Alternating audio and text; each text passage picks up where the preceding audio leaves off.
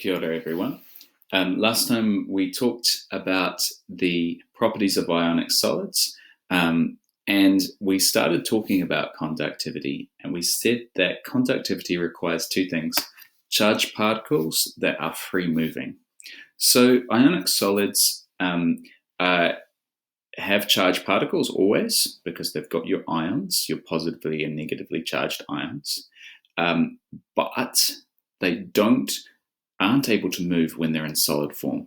If you look at our lattice structure here, all of these ions are stuck in place, so they can't pass charge on to another particle. However, when we're in molten state, so if you think molten state is a liquid form of an ion, and you have to get up to a very high temperature to get that, all of the ionic particles are moving past each other, and they're able to pass charge on. So you can sort of imagine that, maybe we won't do that one. You can imagine that they will be able to. The other form is that if they are in solution, so if we look at this form, the particles are able to pass charge on. So those are the two times that ionic substances are able to pass on electrical charge, are able to conduct electricity. And that's why it's pure water is not the world's best conductor, but if you add some ions to it, the conductivity greatly increases. So that's why it's always a bit dangerous to add a lot of salt into things, and that's why we always tend to think stay away from the water in an electrical storm. Okay, hardness. Hardness has a particular definition in chemistry, and this is something to get really clear.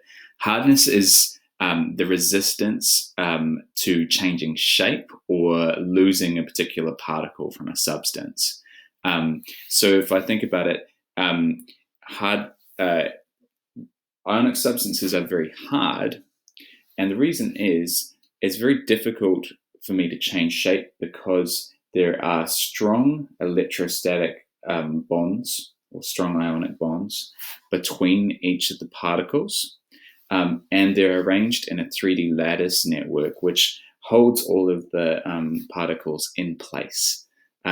So if I was wanting to remove like one of the particles from the center of this, I'm going to have quite a difficult time of that because it's held in place by 6 other ions. So that's why ionic substances are hard, so you can't really easily change the shape of them. And you think about salt in that particular example, it's very hard to sort of move or mush around salt. You can break it, but you can't move it around. Brittleness. Now, this is the next one we need to explain. Because ionic substances are formed through the